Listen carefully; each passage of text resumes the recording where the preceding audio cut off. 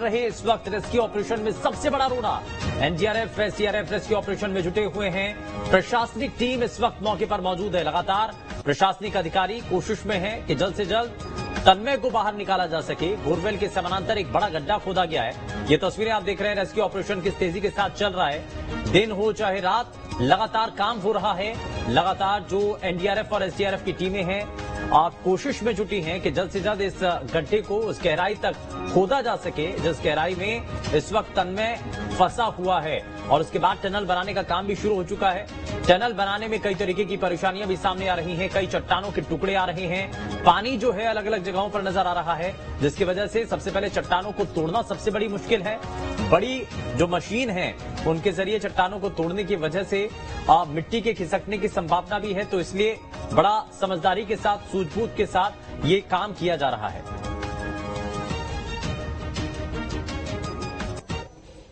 वहीं बैतूल में बोरवेल में गिरे हुए तन्मय को 24 घंटे से ज्यादा का वक्त बीत चुका है, लेकिन अभी तक रेस्क्यू ऑपरेशन टीम को सफलता नहीं मिल पाई है। इसी बीच एक तरफ जहां अब तन्मय को बचाने के लिए दुआओं का दौर शुरू हो चुका है, तो दूसरी ओर मुख्यमंत्री शिवराज सिंह चौहान लगातार स्थिति पर नजर बनाए हुए हैं और अधिकारियों को तन्मय को निकालने के लिए हर संभव कदम उठाने के निर्देश दिए गए हैं। रिपोर्ट आप देखिए।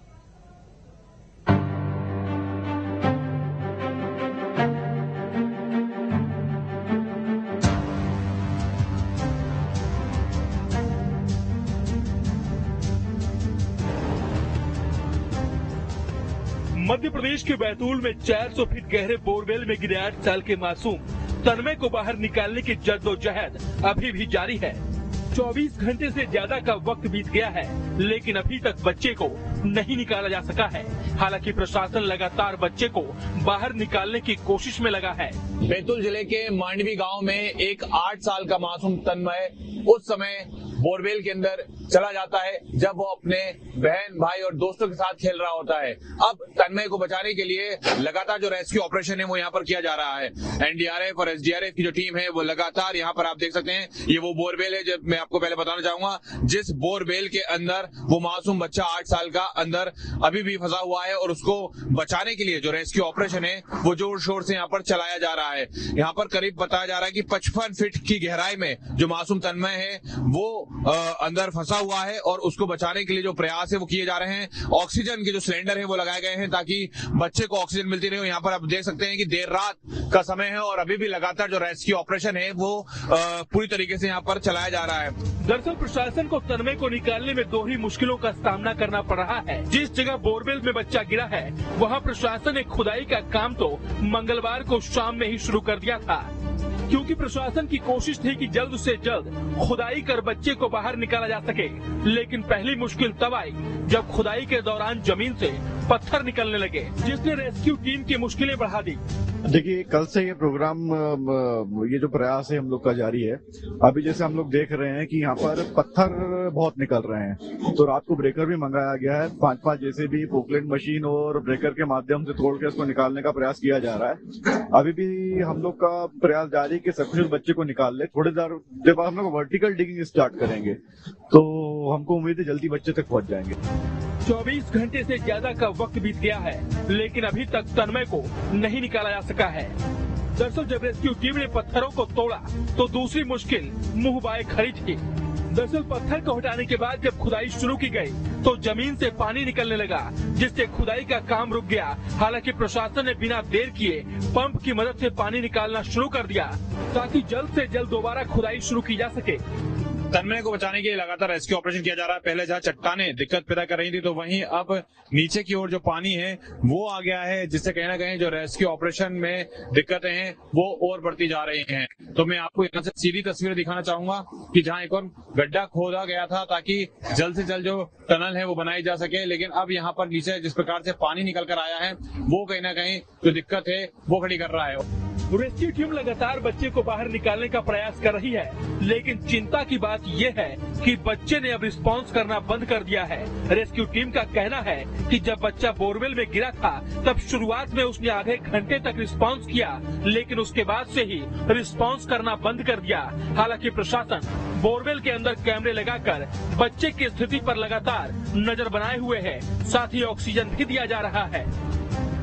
अभी जो वर्तमान में स्थिति है वो ये है कि लगभग जो तन्मय है वो 35 से 40 फुट के बीच में लॉज्ड है, फंसा हुआ है। पहले 20-25 मिनट जो था वो कुछ रिस्पांस बच्चे से मिल रहा था, ऐसा फर्स्ट रिस्पॉन्डर टीम बता रहे हैं। अभी हम लोग प्रयास कर रहे हैं, तो अभी तो तन्मय की तरफ से रिस्पांस हम लोगों को नहीं मिल रहा है। हम लोग लगातार कोशिश कर रहे हैं उससे बातचीत करने की और कोशिश कर रहे हैं कि उससे कोई रिस्पांस मिले। दरअसल मंगलवार को 8 साल का मासूम तन्मय अन्य बच्चों के साथ खेलते हुए बोरवेल में जा गिरा था, जिसके बाद वहां मौजूद तन्मय की बहन ने अपने पिता को ये बात बताई।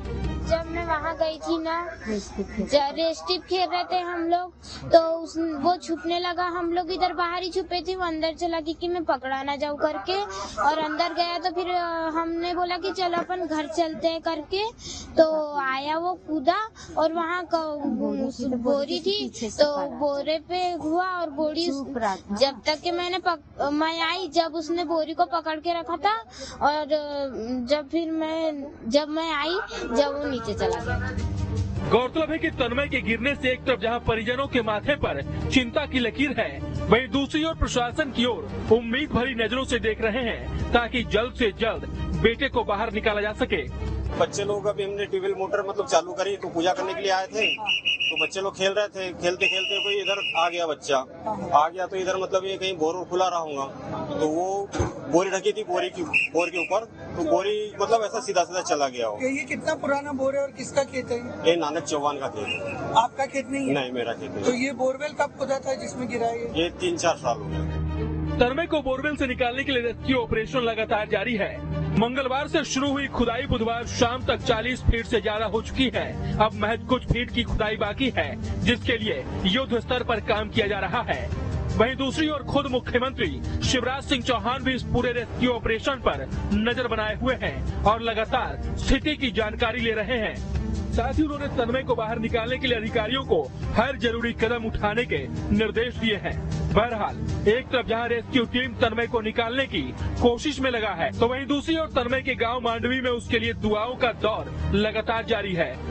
चाहे गांव वाले हो या फिर तन्मय के स्कूल के छात्र, सभी तन्मय को सुरक्षित निकल जाने के लिए पूजा पाठ शुरू कर दिया है। ऐसे में अब देखना होगा कि तन्मय को कब तक बोरवेल से बाहर निकाला जाता है। Team news state. Bhanu Pratappur उपचुनाव के नतीजे आने में अब कुछ ही घंटे का वक्त रह चुका है। ऐसे में बीजेपी और कांग्रेस दोनों दलों के प्रत्याशियों की धड़कनें तेज हो चुकी हैं। इसी बीच कांग्रेस की प्रत्याशी सावित्री मंडावी रायपुर से भानु प्रतापपुर जाते वक्त धमतरी में अंगार मोती माता के दरबार में मत्था टेका और जीत का आशीर्वाद दिया। इस दौरान उन्होंने मीडिया से बात करते हुए दावा किया कि जब रिजल्ट आएगा तो फैसला उनके पक्ष में ही होगा। तो ये इस दौरान, क्योंकि अब से कुछ ही समय का वक्त बचा हुआ है जब भानु प्रतापपुर सीट को लेकर के नतीजे सामने होंगे, और उससे पहले कांग्रेस पार्टी की प्रत्याशी सावित्री मंडावी जो कि जीत को लेकर के बेहद आश्वस्त नजर आ रही हैं। परिणाम से पहले इस दौरान आश्वस्त जरूर नजर आ रही हैं, लेकिन दिलों की धड़कनें हर एक प्रत्याशी के मन में तेज हो चुकी हैं।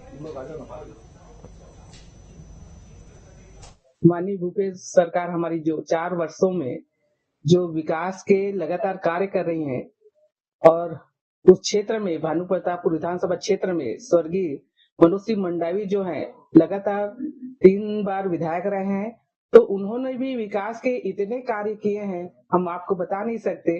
इन सबको देखते हुए पूरे जनता जो है, वहाँ के मतदाता जो है, पूरा कांग्रेस के पक्ष में ही वोट दिए हैं। वहीं भानु प्रतापपुर उपचुनाव में बीजेपी भी जीत का दावा कर रही है। उपनेता प्रतिपक्ष कृष्ण मूर्ति बांधी का कहना है कि बीजेपी ने जिस तरह भानु प्रतापपुर में जनता के बीच जाकर काम किया, उससे बीजेपी जीत को लेकर पूर्ण आश्वस्त है। कृष्ण मूर्ति ने कांग्रेस पर आरोप लगाते हुए कहा कि उन्होंने पूरे चुनाव में केवल भाजपा के प्रत्याशी के चरित्र को लेकर